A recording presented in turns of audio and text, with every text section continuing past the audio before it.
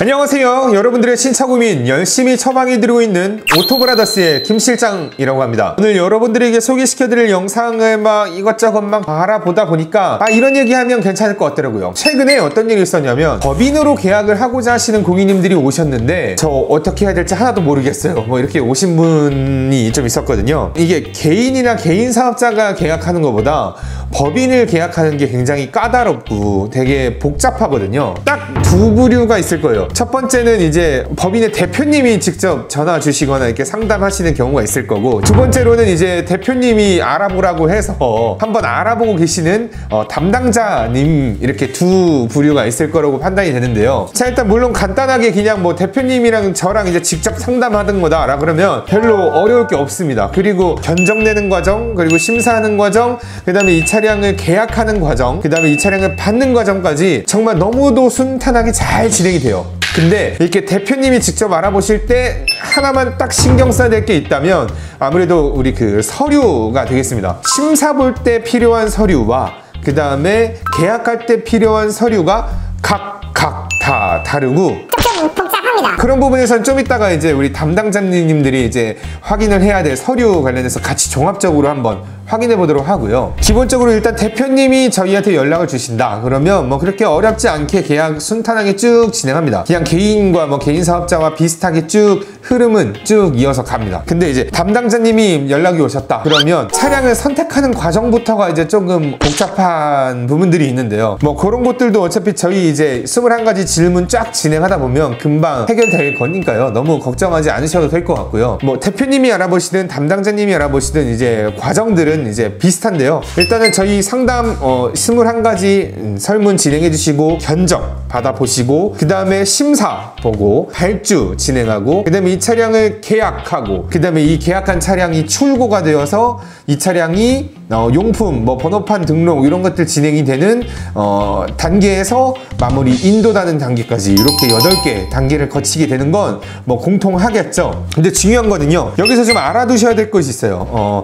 내가 법인으로 계약한다고 해서 장기 렌트로 계약을 진행을 할 때 법인 이름 단독으로만 계약할 수 있는 부분은 없습니다. 물론 단독으로 계약할 수 있죠. 뭐 예를 들어서 상장되어 있는 회사들 같은 경우에는, 그리고 뭐 자산이 한 200억 이상 되어 있는 법인 같은 경우에는 심사를 볼 때 연대 보증으로 대표자나 혹은 이제 주주 30%의 주식을 가지고 있는 이해관계자가 연대 보증인으로 해서 들어올 필요가 없어요. 근데 저희랑 계약하시는 분들 대부분은 아무래도 이렇게 상장 법인이라기보단 조금 중소 법인들이 계약을 하게 되십니다. 자, 그럴 경우에는 심사할 때 반드시 필요한 건 어떤 거냐면요, 자, 여기서 한번 우리 대표님들과 담당자님들 한번 꼼꼼하게 확인 한번 해보세요. 자, 일단 우리가 서류가 필요한 것들은요, 기본적으로 법인의 사업자 등록증, 그 다음에 주주명부 필요합니다. 그 다음에 재무제표, 그리고 손익계산서가 필요한데요.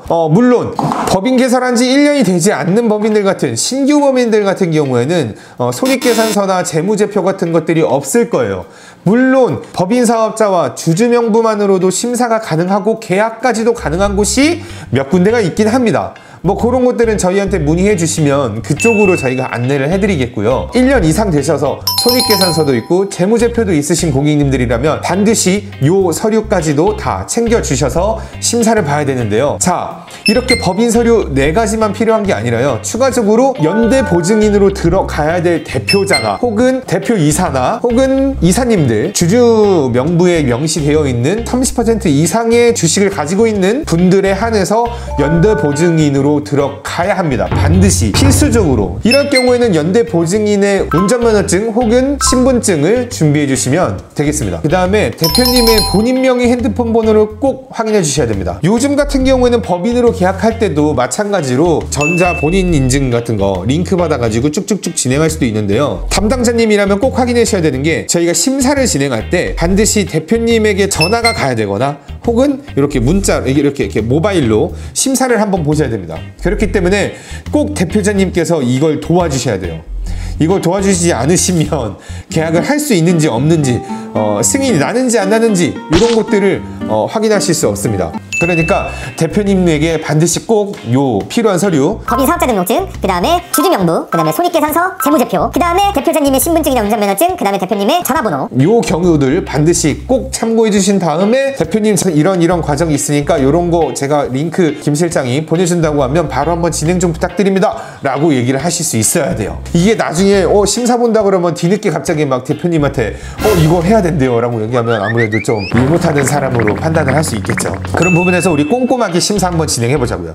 이렇게 해서 법인도 튼실하고, 그 다음에 우리 연대보증인으로 들어가는 법인 대표님 혹은 주주님도 튼실하다 라고 판단이 되면 차량에 발주를 넣고 기다리고 있다가, 혹은 바로 나오는 차량이 있으면 바로 차량을 배정을 받아서 그 다음에 계약서를 작성을 할 겁니다. 자, 계약서를 작성할 때는 조금 더 복잡한 서류들이 필요합니다. 1개월 혹은 3개월 이전에 발급한 서류들 기준으로 해서 어떤 서류 필요하냐면요, 법인 인감증명서 하나와 그 다음에 등기부 등본 반드시 필요하고요.